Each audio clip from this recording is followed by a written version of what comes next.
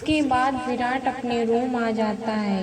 वो अपनी आंखें बंद करता है तो उसको अपनी सुहाग रात याद आ जाती है। कैसे उसके कमरे को खुशबूदार गुलाब के फूलों से सजाया गया था।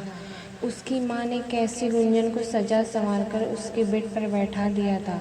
उस रात गुंजन ने रेड कलर की ब्लैक बॉर्डर वाली साड़ी और लाल रंग की चूनर ओढ़ी थी। उसने खूब सारे गहने पहने हुए थे। जब वो कमरे में आया था तो नशे में था। अपनी इस ज़बरदस्ती की शादी का गम कम करने के लिए उसने पी रखी थी। वो लड़खड़ाते कदमों से रूम में घुसा था। अपने बिस्तर पर गुंजन को देखकर उसका गुस्सा सातवें आसमान पर था। ऐ तुम! हाँ, मेरे बेड पर क्या कर रही हो? उसने गुंजन को उंगली दिखाते हुए पूछा। सासू माँ ने बैठाया है यहाँ पे मुझे। गुंजन बहुत प्यार और मासूमियत से बोली। उठो, अभी के अभी उठो मेरे बेड से, विराट बहुत गुस्से में बोला। गुंजन घबराकर बिस्तर से उठ गई। तो मैं कहाँ जाऊँ? इतनी बड़ी ज़मीन पड़ी है, जहाँ मन हो वहाँ सो जाओ। वैसे भी गंवार हो, इतने अच्छे बिस्तर पर सोने की आदत तो होगी नहीं तुम्हें। लेकिन ठंड लग रही है मुझे। गुंजन का चेहरा रुआसा हो गया। सर्दियों का मौसम था। दिसंबर में शादी हुई थी। ज़मीन बर्फ़ की तरह ठंडी थी। वो सामने सोफ़ा दिख रहा है, वहाँ लेट जाओ और अपना चेहरा मेरी तरफ मत घुमाना। मुझे तुम्हारी शक्ल से भी नफरत है। गुंजन चुपचाप सब सुनती रही। जाती क्यों नहीं? विराट की भारी भरकम आवाज़ सुनकर बेचारी का नन्हा सा दिल कांप गया। हम अकेले सोने से डर लगता है। गांव में हम अपनी सहेली भूमि के साथ सोते थे। विराट अपने दोनों हाथों को जोड़े हुए बोला। तो प्लीज़ अपने गांव चली जाओ, वापस मुझे ना, मुझे बहुत खुशी मिलेगी।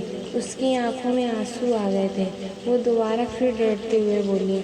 हमें यहीं बेड पर लेट जाने दो, हम एक किनारे लेटे रहेंगे, बिल्कुल परेशान नहीं करेंगे आपको। विराट का दिल बिल्कुल भी नहीं पसीजा, बल्कि उसने गुंजन का तकिया उठा के नीचे ज़मीन पर फेंक दिया। बेचारी ने चुपचाप तकिया उठाया और सोफे पर बैठ गई। पूरी रात वो कैसे बैठी रही, झपकी आती हल्की सी, लेकिन अंधेरे कमरे में अकेले डर के मारे वो वैसी ही बैठी रही। इतने दिन की शादी की थकान थी। अचानक विराट का फ़ोन बजा और वो अपनी सुहाग रात से बाहर आ गया। फ़ोन पर बात करने के बाद उसकी आंख लग गई। रात के 9 बज रहे थे। आलोक अभी तक घर नहीं आया था। विराट उठकर घड़ी की तरफ देखता है। वो कॉल लगाता है। क्या हुआ? घर नहीं आना है? इतनी रात हो गई है। आलोक बोला। भैया, इसके पहले भी मैं पार्टियों में जाता था और देर रात घर आता था, तब तो कभी इतनी चिंता नहीं हुई। आलोक मुस्कुरा रहा था। विराट, तुम भूल रहे हो, कोई और भी तुम्हारे साथ गया है, और मैं इसलिए बोल रहा हूँ कि मॉम डैड की डांट ना पड़े।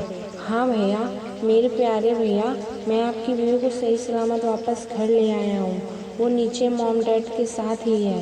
कुछ ज़्यादा ही बोल रहे हो, बोलकर विराट कॉल कट कर देता है। अगली सुबह आलोक विराट के कमरे के दरवाजे से लटकता हुआ बोला। गुंजन बाय, मैं कॉलेज जा रहा हूँ। हाँ ठीक है, बाय। विराट भी ऑफिस के लिए निकल ही रहा था। उसने कुछ सोचा, फिर गुंजन से बोला। ए सुनो। जी कहिए। वो ये कह रहा था। विराट ऊपर पंखे को ताकने लगा। क्या? कि मैं ये वो। फिर वो कमरे में इधर उधर देखने लगा। क्या? गुंजन ने क्या को लंबा खींचा। वो ये कि वो गुंजन से नजर नहीं मिला पा रहा था। क्या? कुछ बोलिए भी। तुम क्या क्या करके किकियाना बंद करोगी तो बोलूँगा ना मैं। वो फिर से चिढ़ गया। गुंजन ने अपने मुंह पर उंगली रख ली। वो मैं कह रहा था कि बाय, कहते ही वो हवा की तेज़ी से दरवाजे से बाहर हो गया। ये शादी के बाद उसका पहला बाय था, जो गुंजन को आई लव यू से कम नहीं लग रहा था। इसके पहले तक तो उसका पति कद्दू जैसा मुंह बनाकर रोज़ यूं ही बैग लेकर निकल जाता था। गुंजन के मन मयूर नाच उठे। उसका अंग अंग मुस्कुरा रहा था। उससे बाय भी नहीं बोला जाता था।